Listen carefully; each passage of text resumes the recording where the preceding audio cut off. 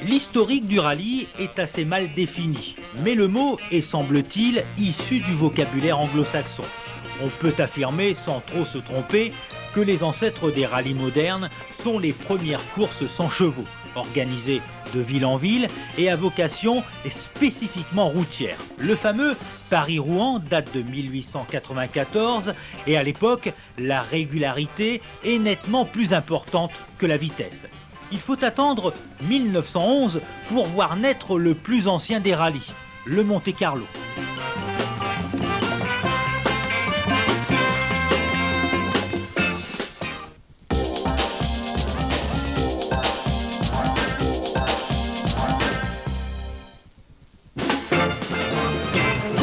Bernard Consten au rallye du Maroc sur une DS21 assistée d'un jeune navigateur nommé Jean Todt, c'est au volant d'une Alfa Romeo GTA que ce Parisien, fils de garagiste, remporte son 4e titre national après s'être imposé en 58 sur une Alfa Zagato, en 61 sur une Jaguar et en 62 au volant d'une Dauphine.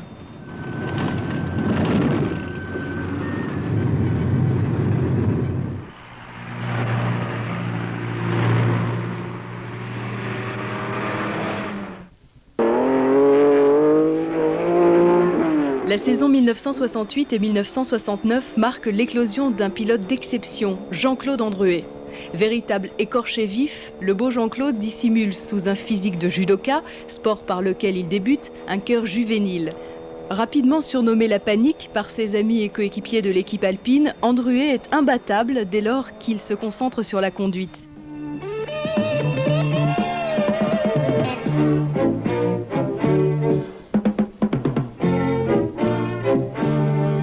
Au fait, Jean-Claude Andruet, cela représente quoi pour vous une voiture?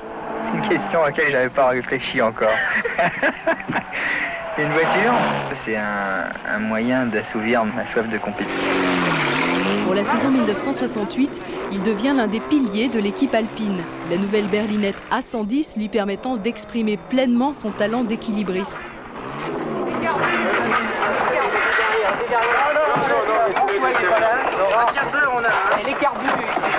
Je peux plus avancer du tout. Dès que je freine ou un virage à droite, ça va se casser. À titre anecdotique, toutes les alpines d'usine disposent progressivement d'un différentiel autobloquant, sauf celles de Terrier et Andruet, afin de conserver leur pilotage naturel. Et pour vous, Jean Vinatier, cela représente quoi une voiture? Pour nous, c'est un moyen de vivre.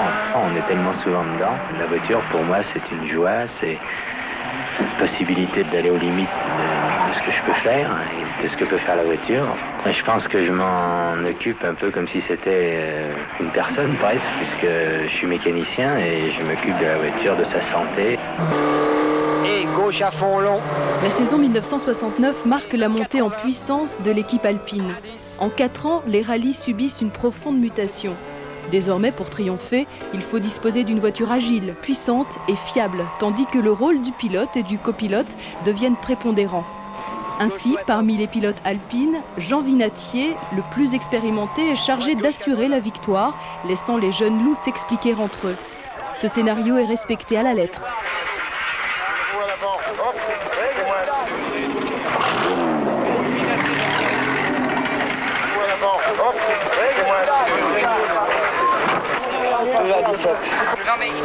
Et gauche à fond long.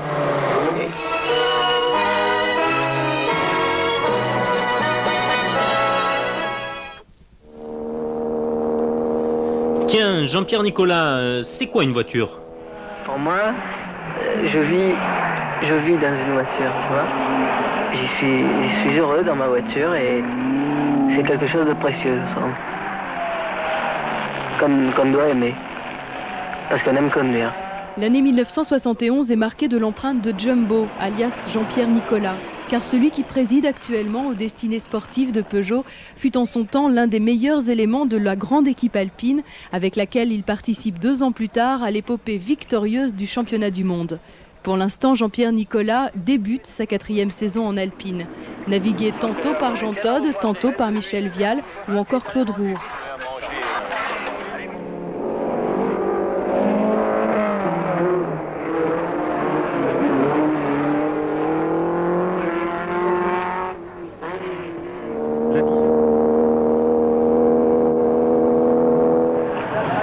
appareil là, que vous avez à l'intérieur?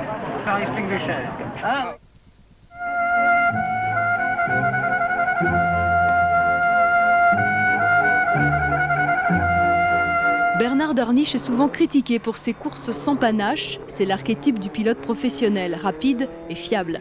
Malheureusement, lui en plus, il râle à tout propos. Mais qu'importe, au bout du compte, il gagne et n'abîme jamais la voiture qu'on lui confie. Pour sa 3e saison dans l'équipe diepoise, Nanard réalise l'exploit de remporter le Neige et Glace, le Critérium Alpin, la Giraglia, le Mont Blanc, l'Antibes, sans oublier à l'étranger le Portugal, triomphant au championnat en compagnie d'Alain Mahé qui deviendra son navigateur attitré durant 14 ans.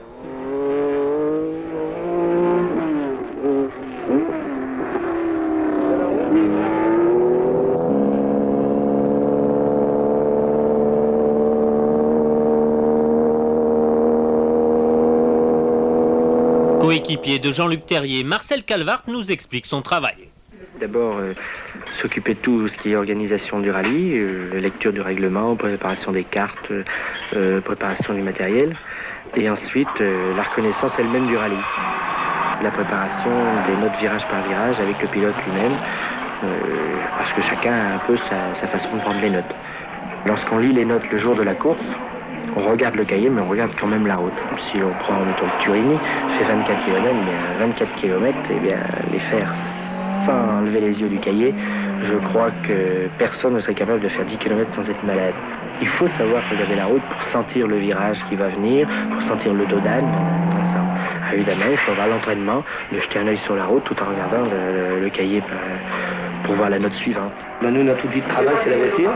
On la considère comme une personne. On est tout le temps en train de la bichonner, de voir si elle n'a pas une petite fuite d'huile par-ci et un petit craquement par-là. Parce que nous, le jour où la voiture couche dehors, on en est malade.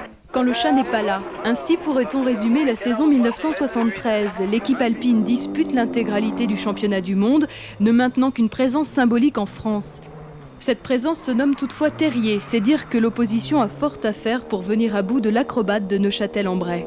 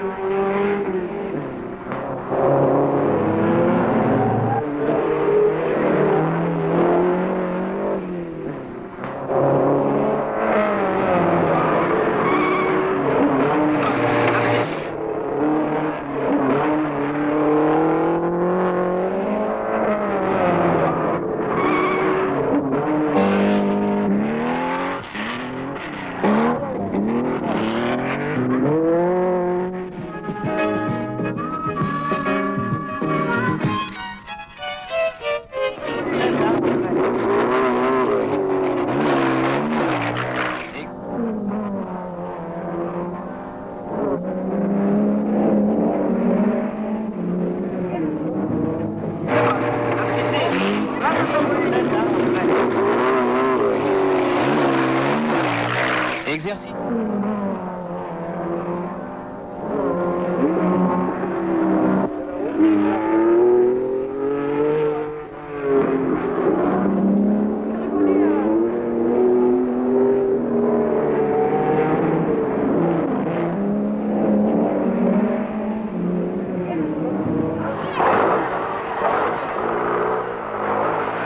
En 1973, Jean-Claude Andruet remporte le rallye Monte-Carlo associé à Biche. C'est moi qui ai perdu le rallye. Sur celle-là. Oh, le petit problème. Cette première victoire est le début d'une grande aventure pour l'équipe Alpine Renault qui devient le premier constructeur à remporter le titre de champion du monde.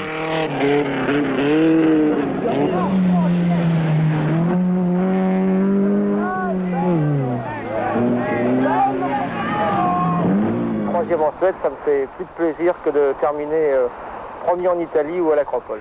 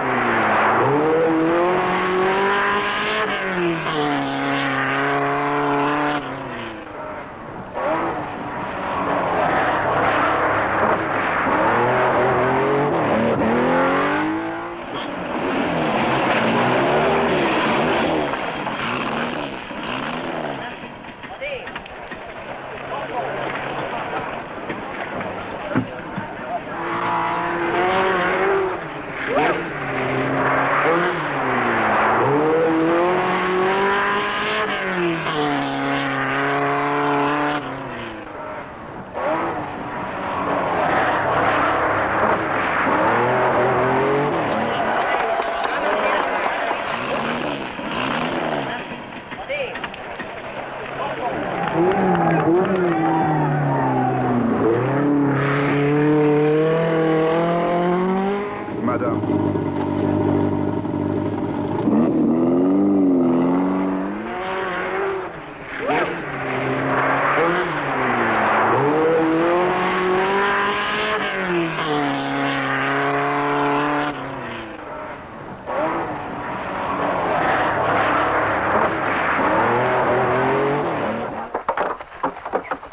Fais une tête à queue. Je fais des deux traces noires partout. J'ai fait une tête à queue, moi. Putain, ça glissait, moi. Ouh la vache.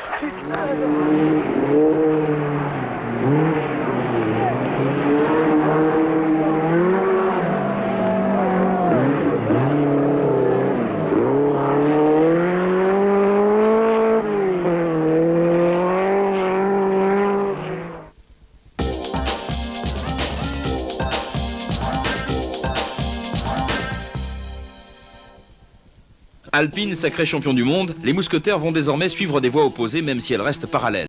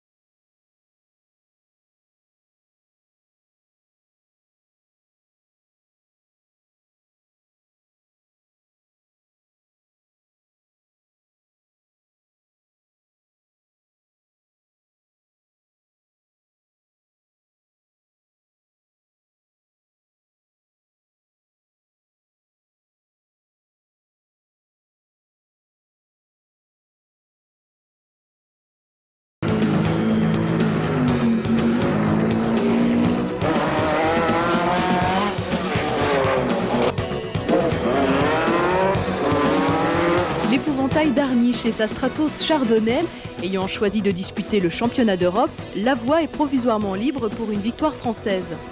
Alpine Renault et Fréclin assurent brillamment l'intérim. Pour celui que l'on surnomme le Grizzly du plateau de Langres, cette victoire constitue la consécration d'une carrière d'amateur bâtie depuis 10 ans en course de côte.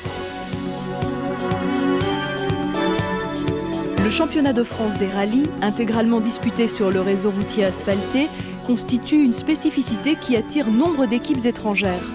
Il en est ainsi de Lancia, dont la Stratos, surtout dans sa première version, s'accommode mal de la terre. Parmi les importateurs, André Chardonnay occupe une place à part. C'est un self-made man, certes autoritaire, mais également avisé, qui décide de créer une équipe de rallye pour mieux faire connaître son réseau. Quelle meilleure image de marque que la Stratos pour une telle opération. Andrué, jugé trop fougueux, le volant est confié à Darniche, faisant naître une certaine animosité entre les deux pilotes. Animosité savamment entretenue et attisée par la presse spécialisée française et italienne.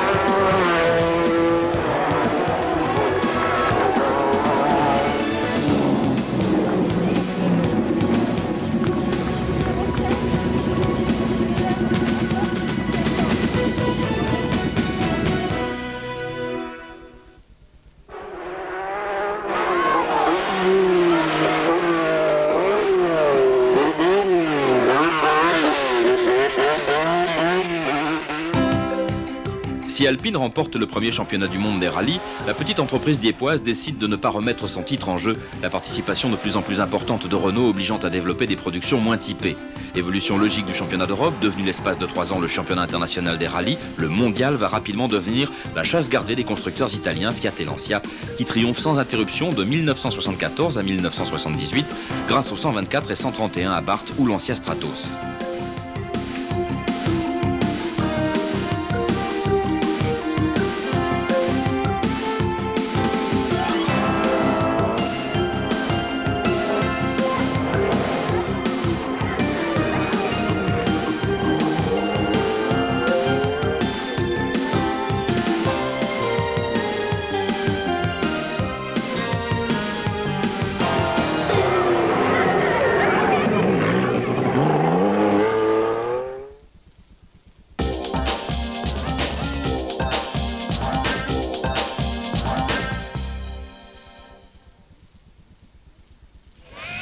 Fort de ses 5 titres mondiaux consécutifs, le groupe Fiat décide de marquer une pause. C'était l'occasion rêvée pour plusieurs constructeurs de tenter leur chance, en particulier Ford, Opel et Mercedes. La principale nouveauté concerne l'attribution d'un titre de champion du monde pilote qui remplace la défunte Coupe FIA. Le premier lauréat sera Björn Waldegard qui l'emporte d'extrême justesse devant son coéquipier chez Ford, Hannu Mikkola.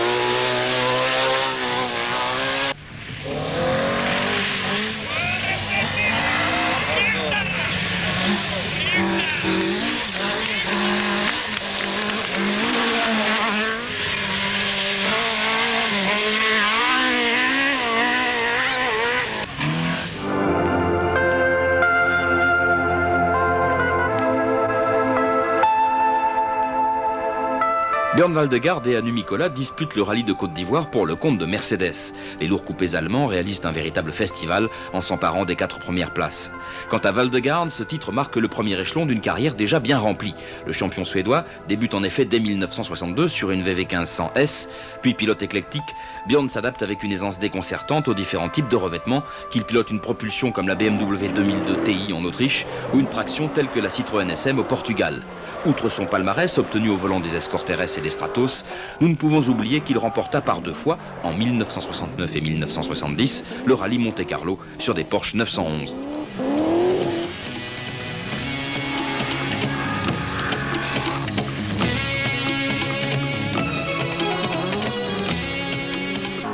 Lorsque Fiat décide de s'impliquer à nouveau en championnat du monde, après une année sabbatique, c'est uniquement pour juguler l'offensive commerciale et sportive de Ford et Mercedes, sur des marchés où le groupe italien est traditionnellement implanté, tels que l'Amérique latine ou l'Afrique par exemple. Respecté par tous pour son talent et sa franchise, Walter Röhrl paraissait le seul pilote disponible, capable de faire triompher des machines vieillissantes. Walter Röhrl remplit son contrat bien au-delà des prévisions les plus optimistes, remportant les rallyes de Monte-Carlo, du Portugal, d'Argentine et de San Remo. Ses succès lui assurant son premier titre de champion du monde.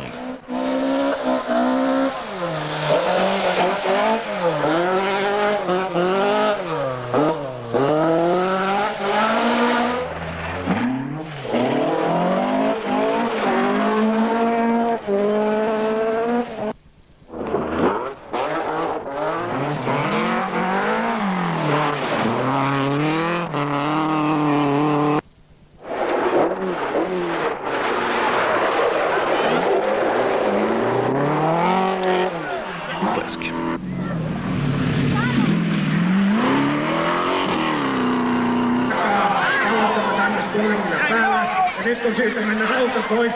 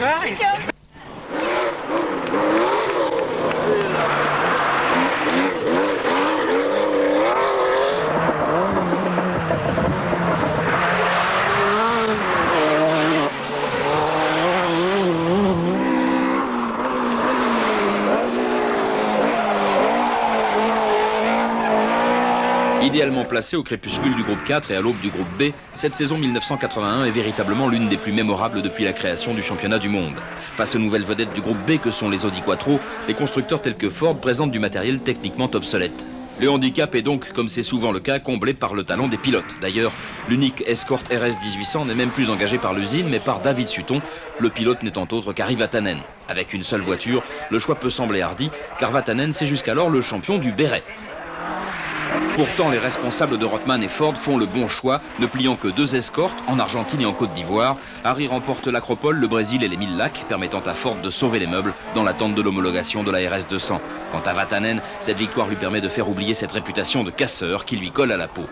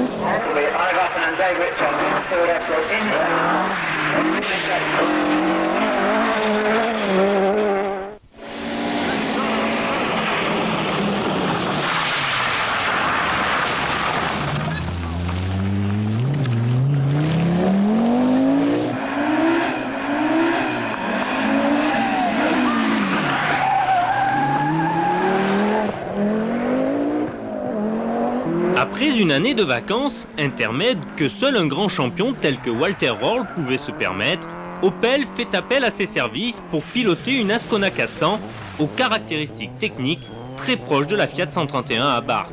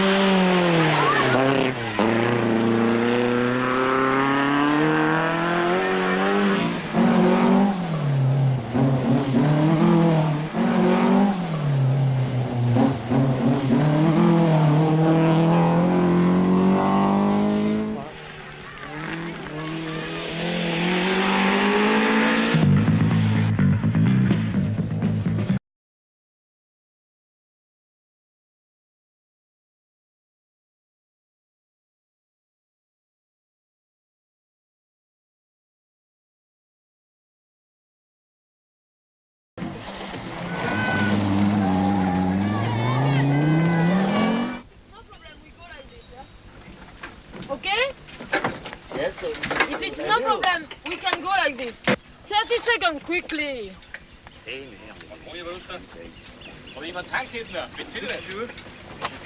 Benzin fertig, Pedro? Yes, come on. Okay? Yes. Ça va pas, c'est que c'est pour les gagner une seconde.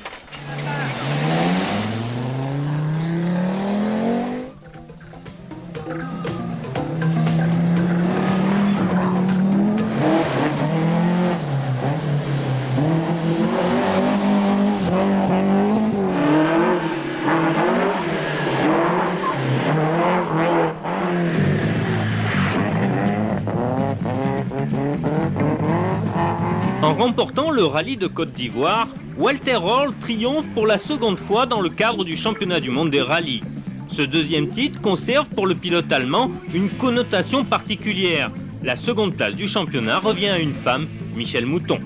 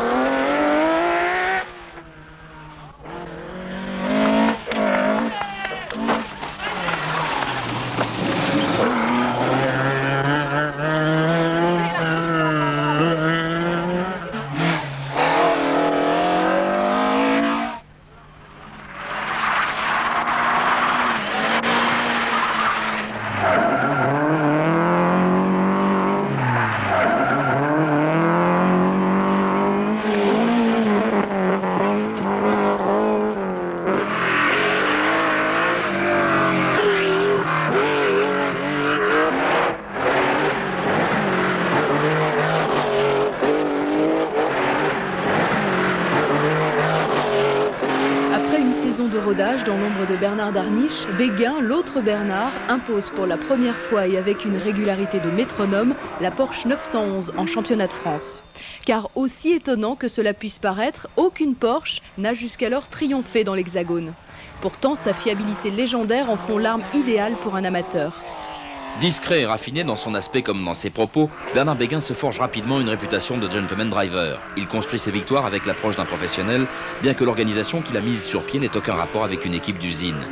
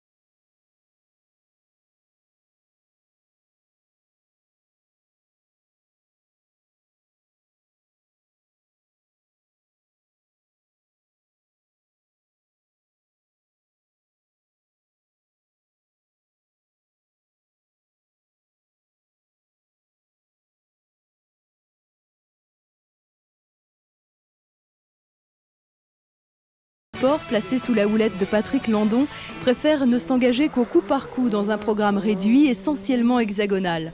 C'est l'occasion rêvée pour Bruno Saby de monter une opération en championnat de France des rallyes en partenariat avec son sponsor RMO et le concessionnaire Galtier.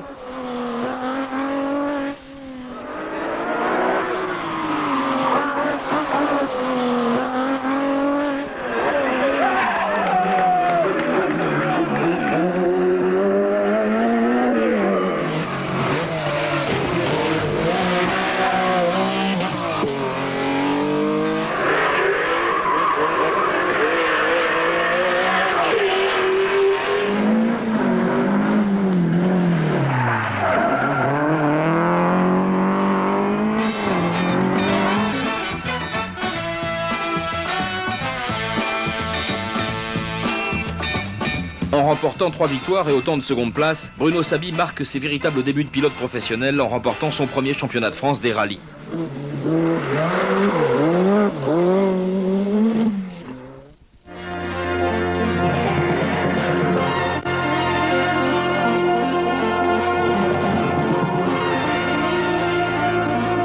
Le championnat de France des rallyes 1982 est marqué par une petite révolution, heureusement sans lendemain. Toutes les épreuves qualificatives sont mixtes, c'est-à-dire 50% asphalte et 50% terre. Le but recherché est de faire triompher un pilote capable de s'imposer indifféremment sur les deux types de revêtements. Dans un souci de sécurité élémentaire, la première étape est toujours disputée sur asphalte, n'empêchant pas de provoquer quelques incidents lorsque le profil géographique n'offre pas la qualité de piste souhaitée par les concurrents. Si la Porsche de Béguin s'adaptait sans problème, le grand perdant était Darniche dont la superbe BMW M1 ne pouvait fonctionner sur la terre. Mais ce championnat 1982 était décidément taillé sur mesure pour un pilote capable d'improvisation, un rôle sur mesure pour le champion du pilotage en parcours secret, Jean-Luc Terrier.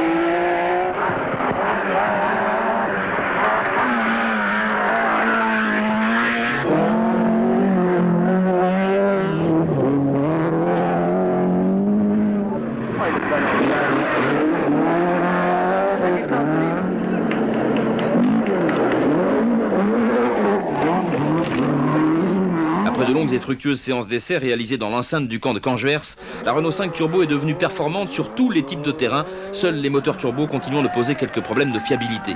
C'était l'engin idéal qu'il fallait à Jean-Luc pour s'imposer au championnat, remportant 3 victoires au Critérium Alpin, aux 1000 pistes et au rallye de Biarritz, complétées par 2 secondes places au Tour Auto et au rallye du Var.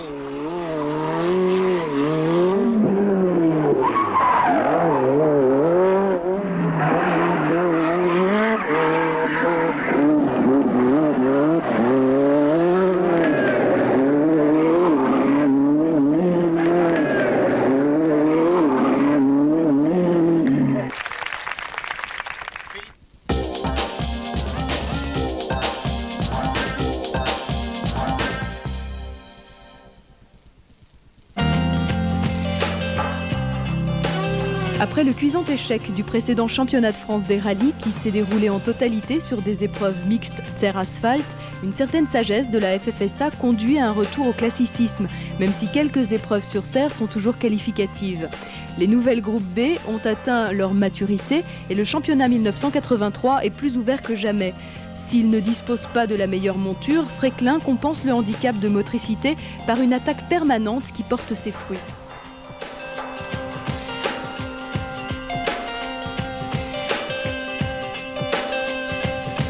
Les chances de Terrier, Chatriot et Saby sur Renault 5 Turbo, de Béguin sur BMW M1 ou encore de Panciatici sur Audi Quattro sont certaines. Mais le Grizzly disposait d'une équipe d'usine structurée, la fiabilité du matériel étant plus que jamais un élément déterminant sur la terre. Fidèle à la Manta 400, Fréquelin cette fois-ci navigué par Tilbert qui remplace Jean-François Fauchy, récidive en 1985, cette fois-ci face à une opposition déterminée, constituée des meilleurs pilotes disposant d'un matériel infiniment supérieur.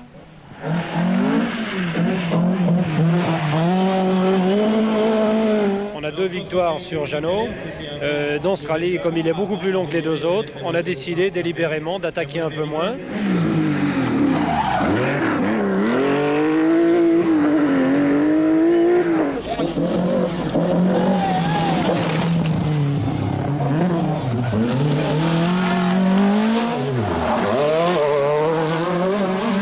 Ici on est à Rodez, une 4e.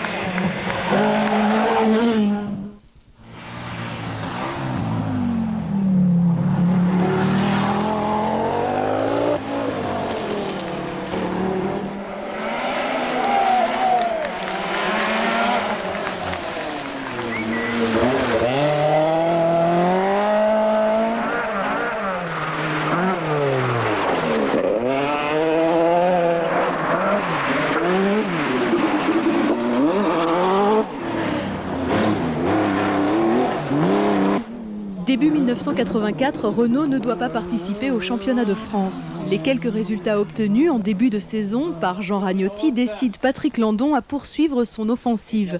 Bien lui en prend puisque Jeannot décroche un nouveau titre national au rallye d'Antibes.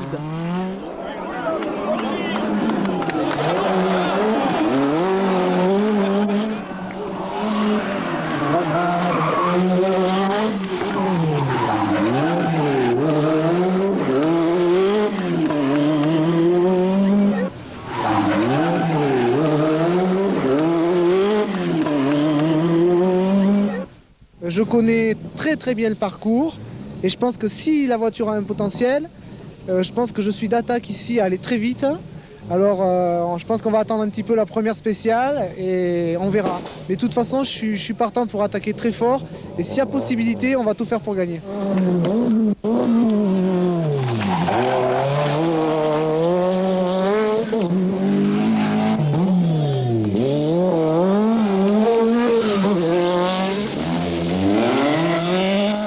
Gros pari de Didier Auriol en 86. Le pilote de Millau dispute le championnat au volant d'une Austin Metro 4 roues motrices, préparée par des Anglais et avec la conduite à droite.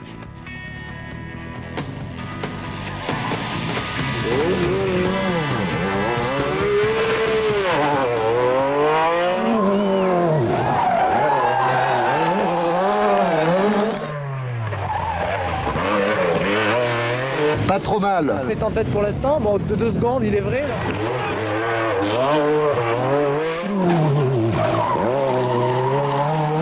J'attaque, très fort. Très fort. Je suis en vrac total.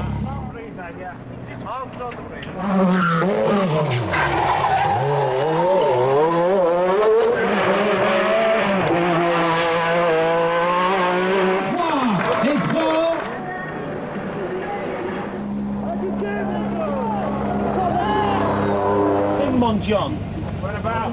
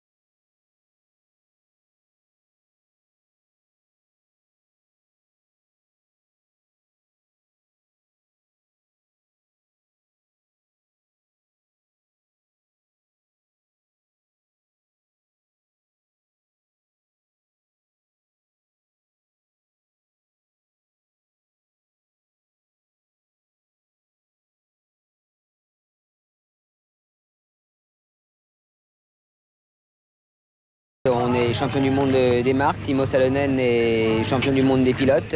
Ça fait très plaisir parce que c'est la réussite du travail d'une équipe, c'est la réussite d'un projet de toute une entreprise qui s'appelle Peugeot. Après avoir remporté les 3 dernières épreuves de l'année dernière, la Peugeot 205 fait figure d'épouvantail. Son pilote vedette, Ari Vatanen, connaît un terrible accident en Argentine et Timo Salonen, promu premier pilote, remporte alors le titre de champion du monde, offrant à Peugeot le titre constructeur.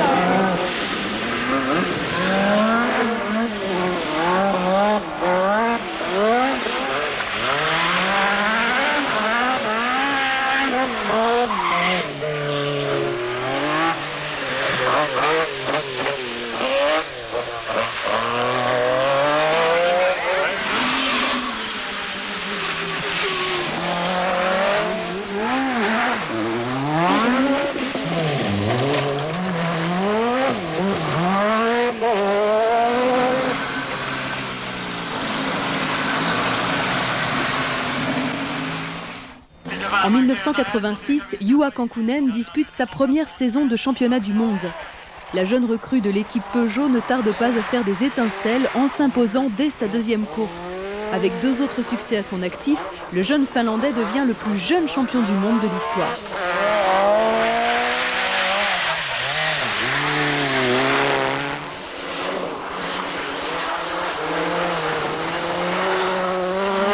Faseneri plus. Oikea eri pitkä.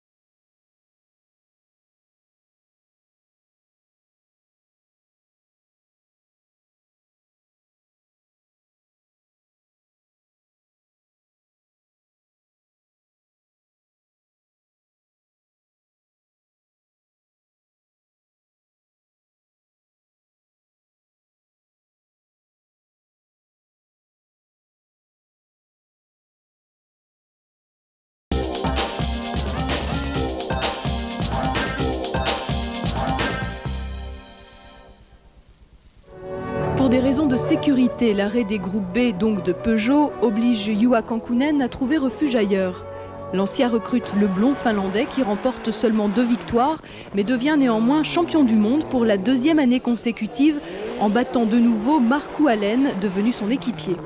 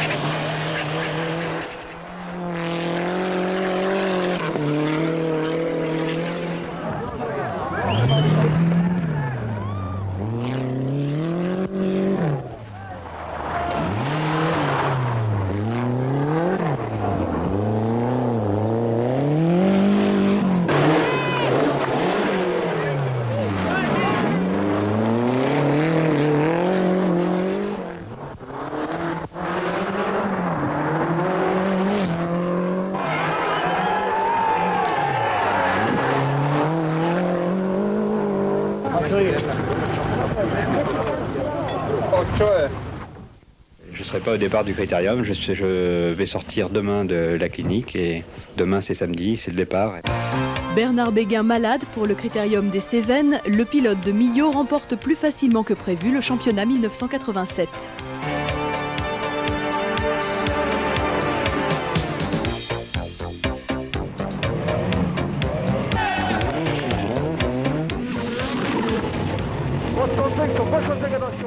Impeccable, tout va bien. Demain on va attaquer et puis après on verra.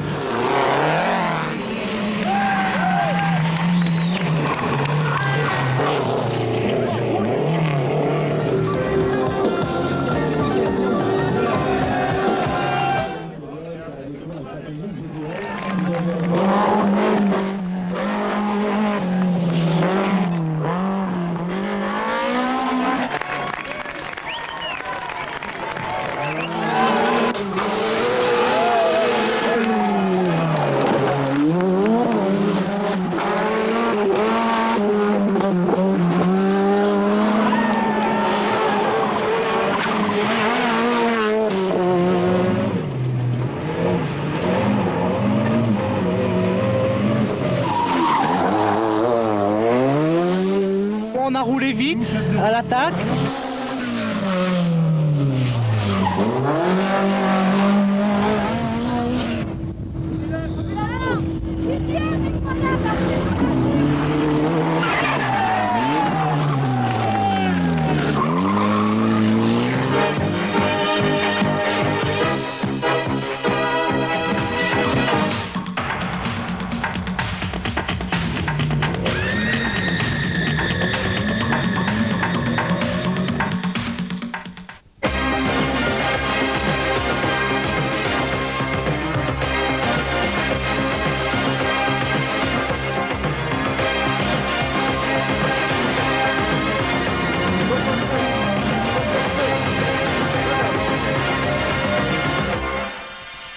En 1988, Didier Auriol participe avec sa Ford au rallye des 1000 lacs en Finlande. Sa 3e place au scratch, performance jamais réalisée par un pilote latin, lui vaut un ticket de passage en championnat du monde pour l'année suivante.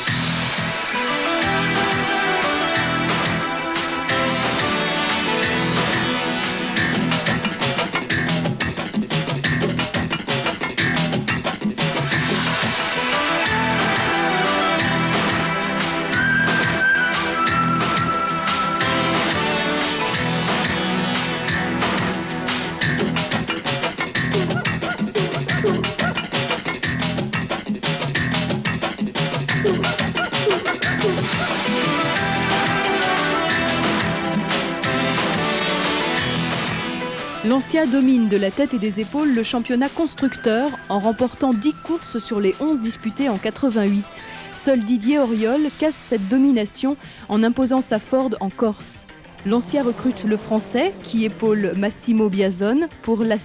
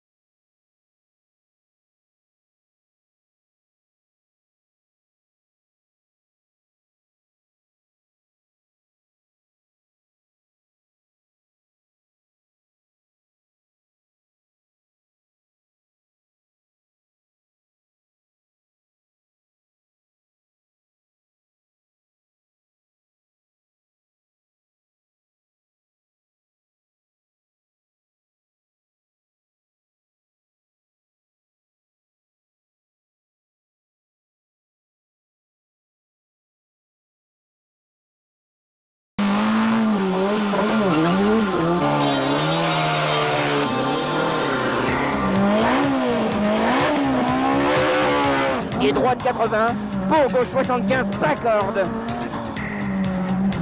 En 1989 et 1990, François Chatriot remporte 2 titres consécutifs de champion de France. C'était bien jusque-là, puis un gendarme est arrivé, il veut pas qu'on reste ensemble, alors je ne sais pas. On est obligé de se séparer.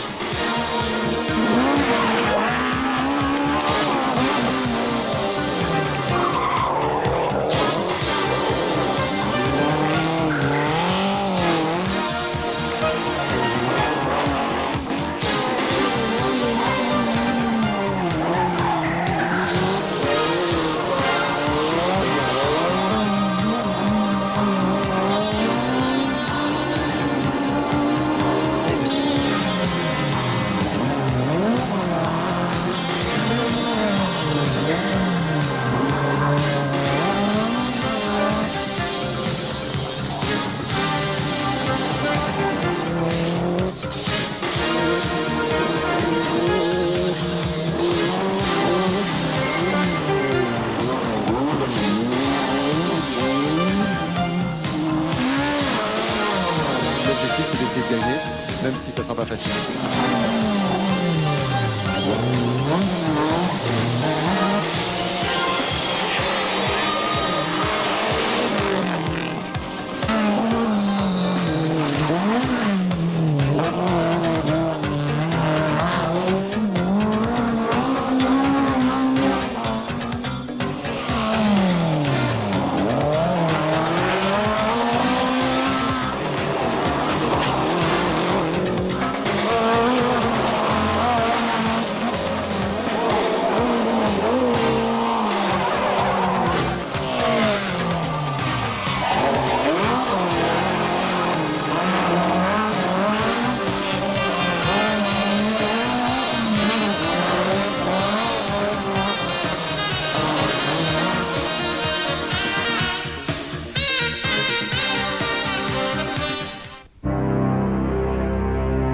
Après 2 années passées chez Toyota, Kankkunen réintègre l'équipe Lancia et livre un incessant combat au jeune espagnol Carlos Sainz.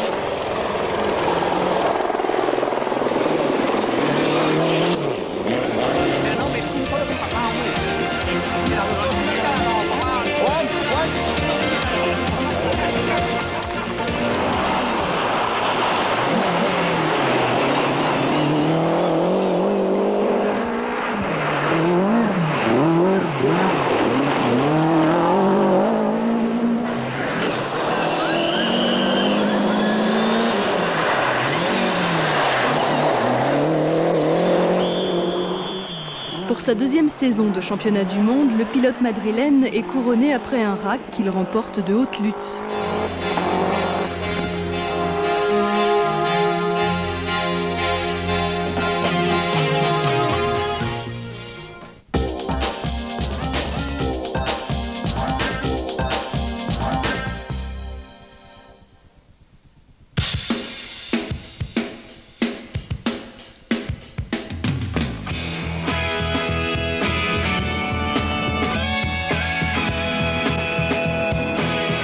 Quatre ans après avoir remporté le premier titre des champions du monde groupe A avec Lancia, Juha Kankkunen passe 2 années chez Toyota avant de réintégrer l'équipe italienne et d'enlever en 1991 son 3e titre de champion du monde.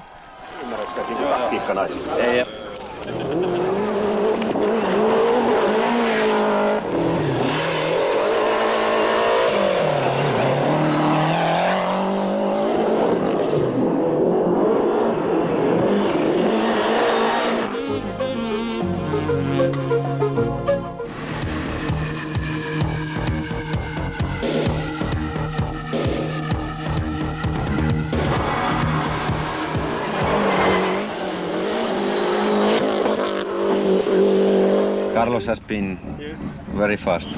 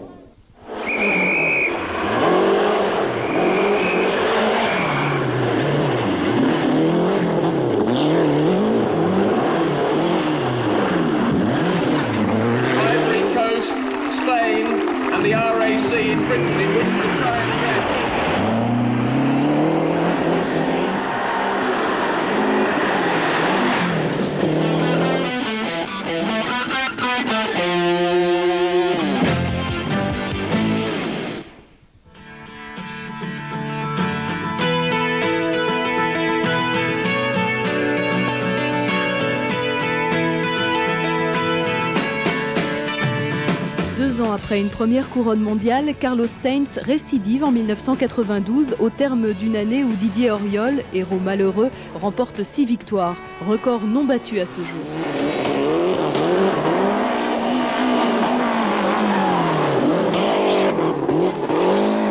Les pneus durs, c'est impossible pour monter pour moi, j'ai perdu beaucoup de temps. Mais ça fait, j'ai envoyé, je peux dire que j'ai envoyé.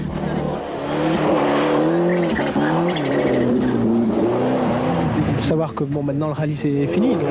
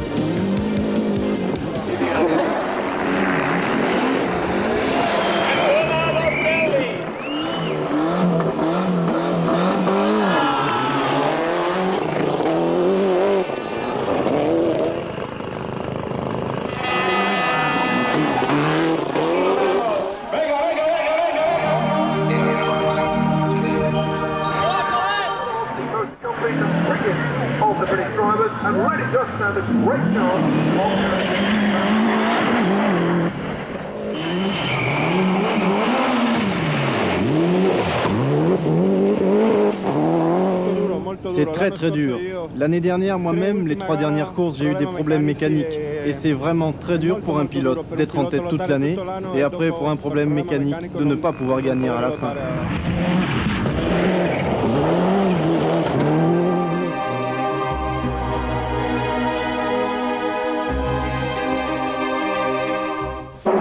glisse des sièges baquets. Sainz échange sa Toyota pour une Lancia. Auriol et Kankkunen font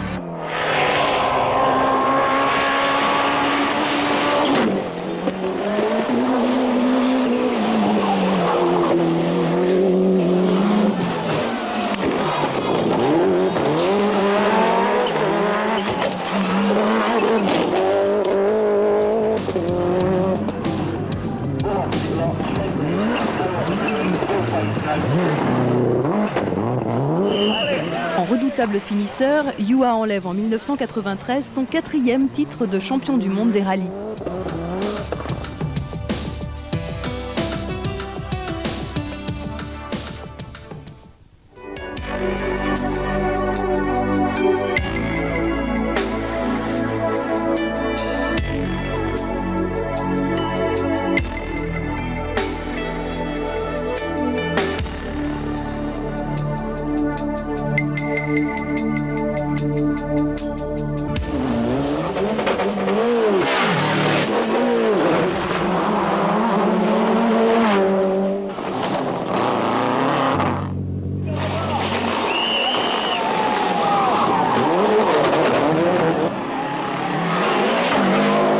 Il y a toujours la pression de Carlos.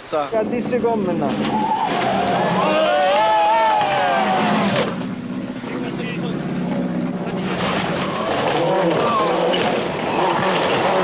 À voir, à voir. Si de toute façon, ça aurait été le plus chanceux ou le plus vite qui aurait gagné.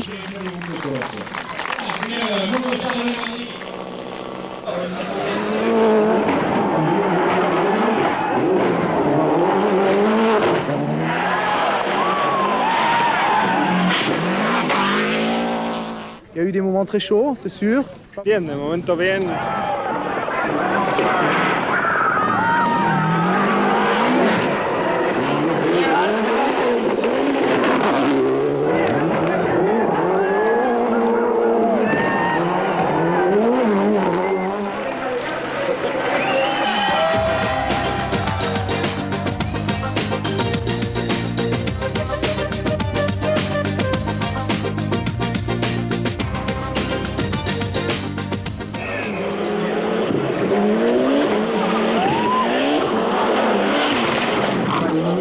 Long creeks.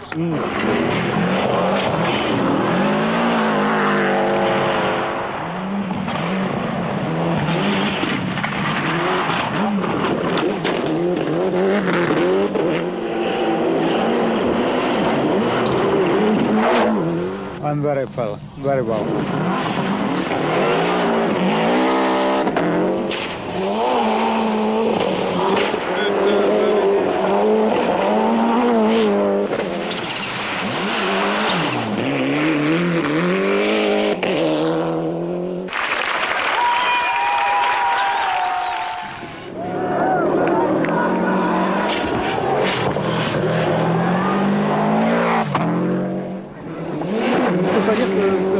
que je conduis bien parce que la voiture, ça va pas.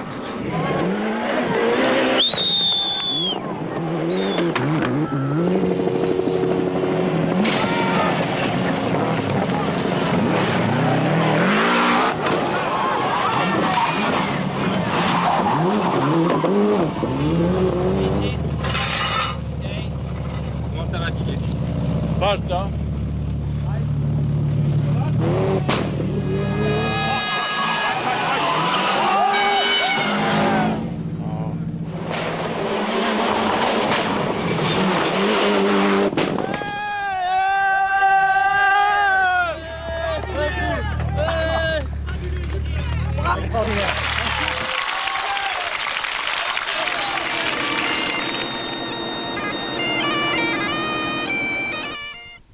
Je pars juste pour analyser la position de Carlos Sainz et analyser les points.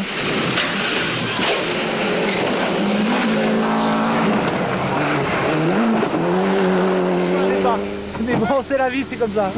On verra demain.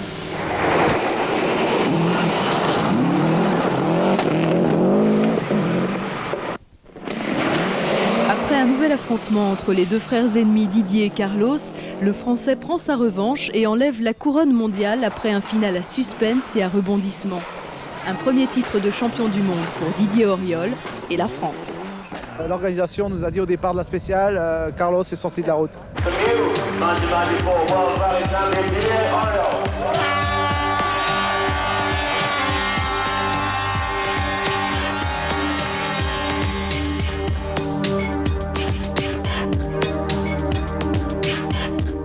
L'année 1995 voit la consécration du talent à l'état pur. Colin McRae est pour l'instant plus célèbre pour ses sorties de route que pour ses victoires.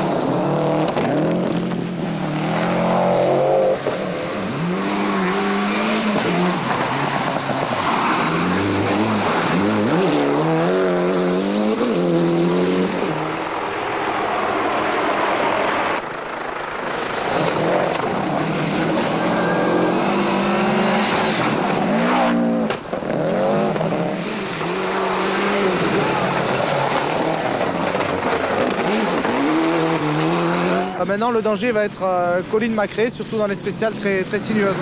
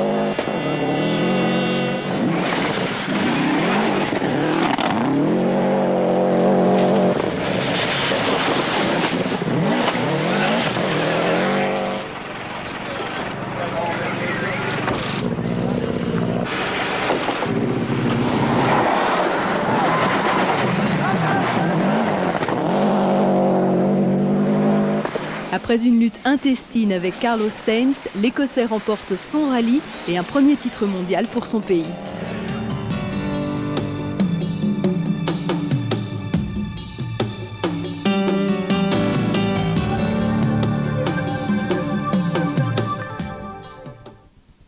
Plus de 10 ans après son premier titre de champion de France des rallyes, Bernard Béguin enlève un deuxième titre en 1900.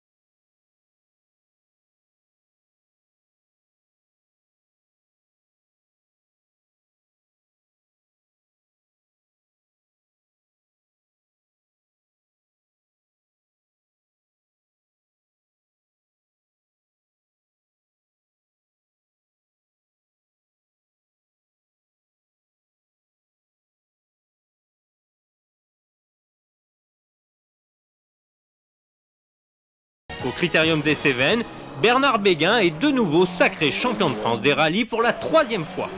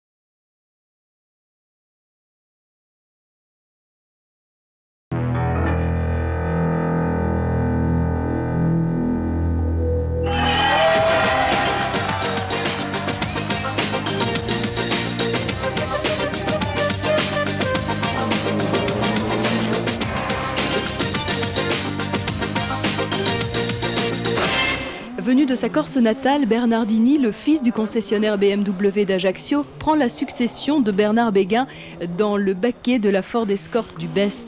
La saison ne commence pas au mieux pour Patrick, puisque Pierre-César Baroni s'impose au rallye d'Antibes. Au rallye Alsace-Vosges, sur une Toyota d'usine, François Chatriot remporte une 3e victoire en 3 participations. De son côté, Patrick Bernardini a crevé, il remonte néanmoins en 4e position. Il faut attendre la ronde Cévenol pour voir la chance tourner, contrairement aux apparences.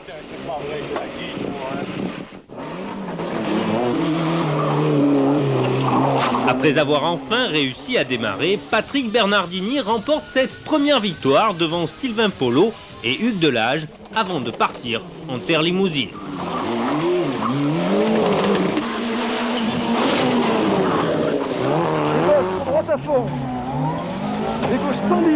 Sur sa Toyota, François Chatriot fait une petite faute qui permet à Patrick Bernardini d'enlever sa 2e victoire de la saison.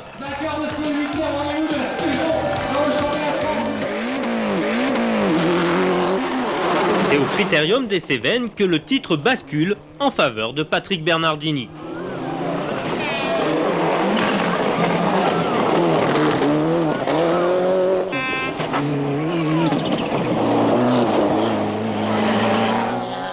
Transmission cassée, il y a quelque chose qui a cassé sans doute dans la boîte, les mécaniciens viennent de regarder. L'abandon de François Chatriot permet à Patrick Bernardini de devenir champion de France des rallyes.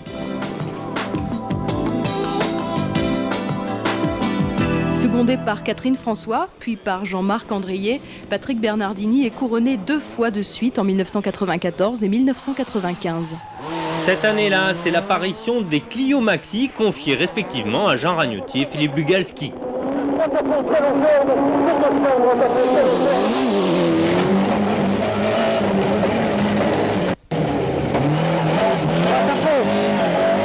Premier leader, Jean Ragnotti doit renoncer pour un problème de boîte de vitesse. La fin de rallye sera marquée par la tragique disparition de Thierry Renault lors de la sortie de route de Philippe Bugalski.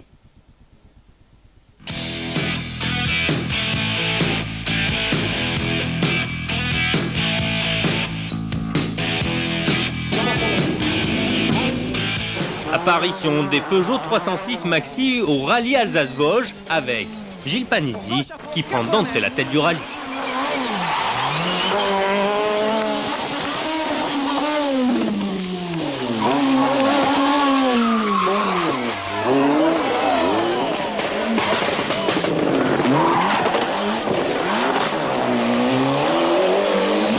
C'est la folie, hein. On a cassé le moteur juste à 3 km de Corsieux. Philippe Bugalski, copiloté depuis le Tour de Corse par Jean-Paul Caroni, prend la 2e place derrière Patrick Bernardini qui remporte une 2e victoire. Le rallye du Mont Blanc se passe moins bien pour la Ford Escort. C'est pas passé. On a été à la faute dans un pif-paf vite, c'est vrai, mais j'ai rien compris. Philippe Bugalski en profite pour s'imposer face à Gilles Panizzi, victime d'un tête-à-queue. Sur les routes du Touquet, c'est au tour du pilote Renault d'aller à la faute.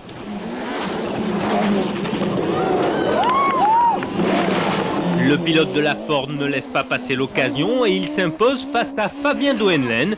Peugeot remporte ici pour la première fois la catégorie 2 litres devant Jean Ragnotti.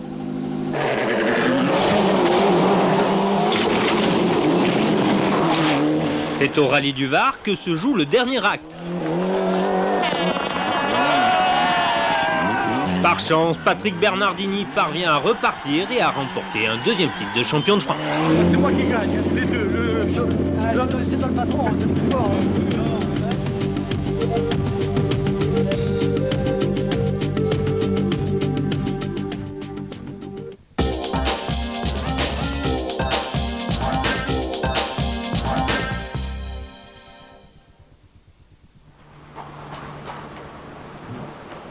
Originaires du sud-est de la France et plus précisément de Menton, les frères Panizzi ont le sport automobile collé à la peau. Après des débuts sur une Opel et un passage éclair sur Renault, les frangins sont maintenant estampillés Peugeot. Le karting fait partie de leur hobby favori et Hervé arrive même à rivaliser avec Gilles, toujours sous le regard de leur plus fidèle supportrice, leur maman.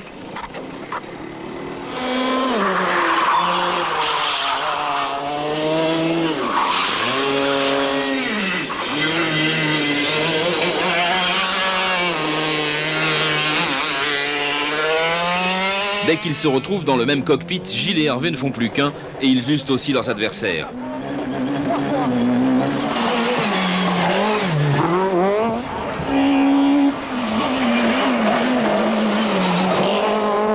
Au Lyon-Charbonnières 1996, la première victime s'appelle Philippe Bugalski.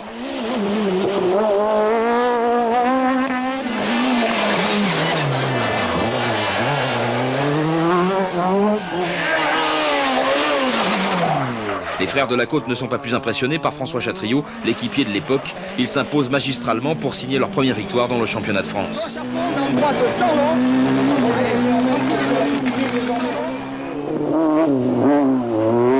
On retiendra le duel du rallye Grasse-Alpin, où au départ de l'ultime spécial, les deux pilotes sont séparés par une seule seconde. Donc, je suis venu chercher des chevaux pour en rajouter un peu dans la Mégane. De toute façon, je crois que là, on s'éclate comme des petits fous. Qu'est-ce que je te dis ? À égalité parfaite dans le dernier chrono, Bugalski l'emporte pour une seule seconde. J'ai pas fait de faute, j'ai bien roulé. On a gagné celle-là, on a gagné dans beaucoup d'autres. Au Critérium des Cévennes, le pilote Renault doit l'emporter pour garder une chance de s'imposer en fin d'année. Philippe Bugalski sort de la route et, véritable triomphe de l'équipe Peugeot, François Delecourt enlève la victoire et Gilles Hervé Panizzi, second, remporte le championnat de France 1996. C'est l'aboutissement de beaucoup de travail, etc. Et c'est génial.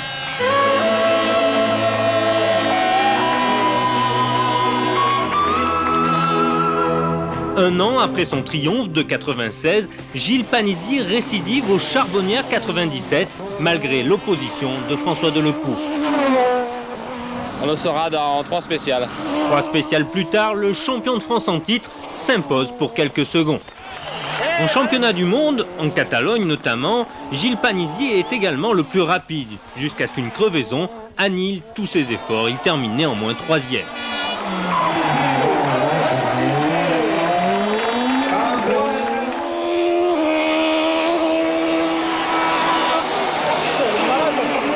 Au tour de corps, Gilles Panizzi est en tête lorsqu'il rétrograde en 3e position quand la pluie vient donner un coup de pouce au 4x4 du championnat du monde. Retour dans le championnat de France et au rallye du Mont Blanc où Gilles Panizzi, en tête, est déclassé après que sa voiture ait été pesée trop légère. Lors de la dernière épreuve de la saison, le rallye du Var, Philippe Bugalski veut l'emporter, mais il crève et Delecourt prend alors le relais pour gagner.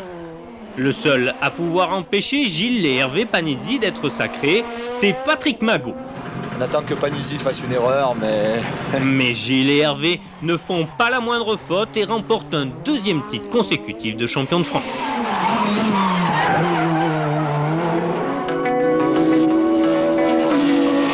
Depuis 1967, soit en 33 ans de championnat de France des rallyes, seulement 16 pilotes obtiennent le titre suprême. Le plus titré reste Bernard Béguin avec 4 couronnes. C'est à Bussé, près de Vichy, que vit la famille Bugalski. Les amis et les parents font partie des courts instants de repos de Philippe. Papa et maman habitent à côté et les chevaux à 4 pattes sont la 2e passion de Petit Bug après les chevaux vapeur. Après l'arrêt de Renault en rallye, Philippe Bugalski passe dans le clan Citroën aux côtés de Patrick Magot.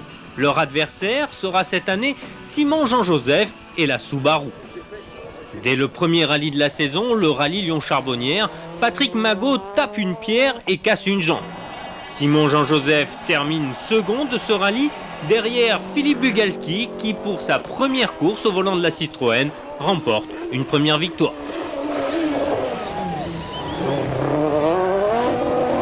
La première place du podium, Simon Jean-Joseph la décroche au rallye Alsace-Vosges, sur un terrain particulièrement glissant.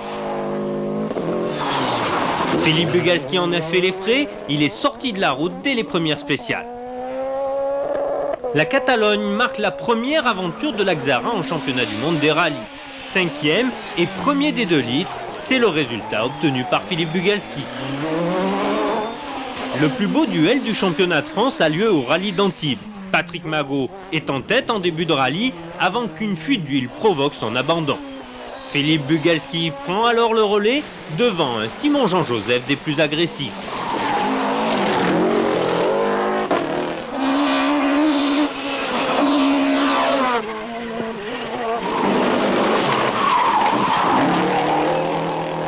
Pour remporter le titre, Philippe Bugalski doit absolument gagner les 3 derniers rendez-vous de la saison.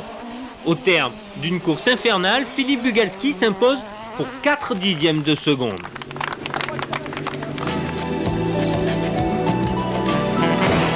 Au Critérium des Cévennes, Simon Jean-Joseph sort de la route et les 2 pilotes se retrouvent à égalité parfaite avant le dernier rendez-vous de la saison, le rallye du Var.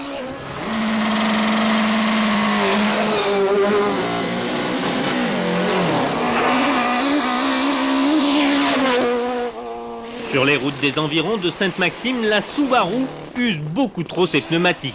Pour sa première saison avec Citroën, Philippe Bugalski devient champion de France pour la première fois. Bon, c'était vraiment très dur, il y a eu un moment difficile un peu dans la saison, mais là c'est vraiment génial.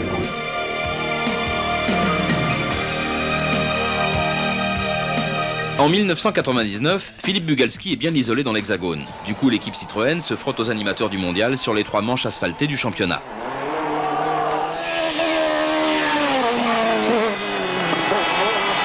En Catalogne, Jesus Pourras sur la 2e Xara est en tête lorsque la mécanique le trahit.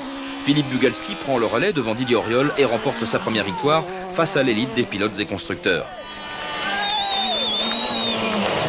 Quelques semaines plus tard, en Corse, Peugeot débute avec la 206 WRC. Citroën fait encore mieux en réalisant le doublé. Jesus Pourras termine en dauphin d'un Philippe Bugalski intouchable sur un terrain qu'il connaît bien.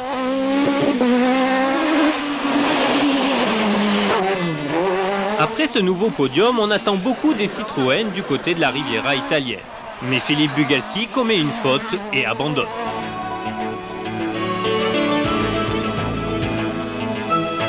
Du côté du championnat de France, ni Marc Champeau, trop tôt disparu, ni Benoît Rousselot ne peuvent inquiéter Philippe Bugalski dans sa conquête d'un nouveau titre de champion de France. Dans le championnat amateur, le Suisse Cyril Henny termine second derrière Éric Rousset qui troque sa BMW pour une Subaru en cours de saison. Le seul à empêcher Philippe Bugalski de réaliser le Grand Chelem, c'est Arnaud Mordac au Touquet, le rallye où Philippe Bugalski devient champion de France pour la 2e année consécutive.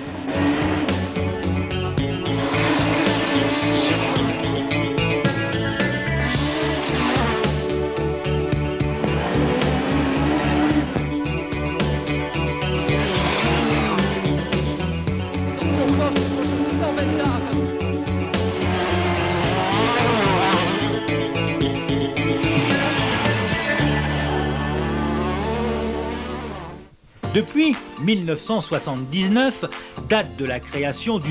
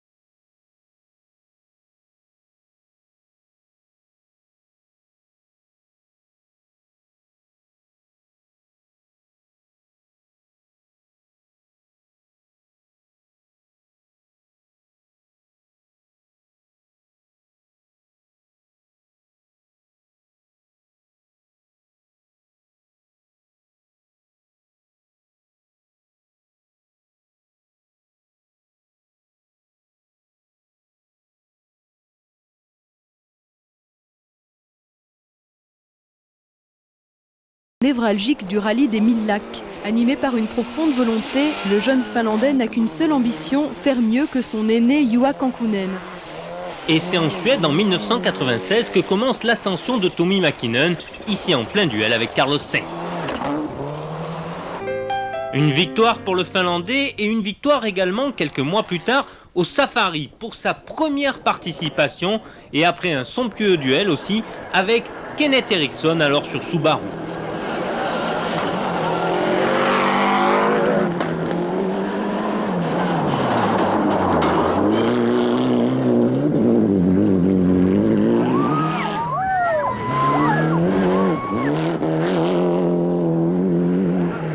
Après cette victoire historique pour Mitsubishi et Tommi Mäkinen en Afrique, c'est sur un autre terrain en Argentine que se déroule un nouveau combat. Ils sont 3 cette fois à pouvoir s'imposer.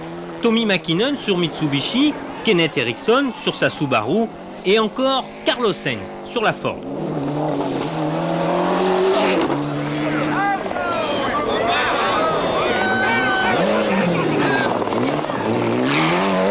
Première participation en Amérique du Sud pour Tommi Mäkinen et première victoire.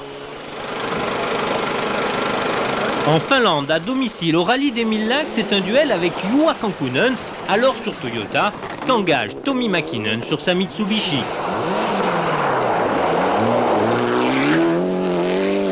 C'est dans la ville où il réside que Tommi Mäkinen l'emporte pour la 3e année consécutive, allant ensuite en Australie pour remporter son premier titre de champion du monde des rallyes.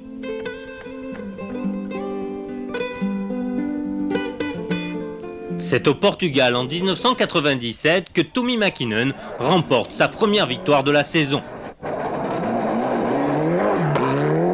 Sa deuxième victoire, le pilote Mitsubishi va la chercher sur l'asphalte catalan, avant de se retrouver en Argentine où un duel l'oppose à Colin McRae.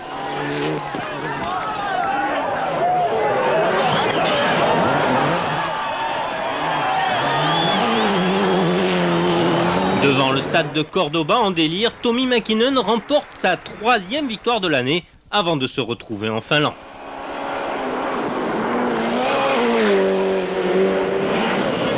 Nouveau duel avec Juha Kankkunen qui pilote cette année une Ford et nouvelle victoire pour Tommi Mäkinen avant de se retrouver au RAC en Angleterre où le titre se joue face à Colin McRae.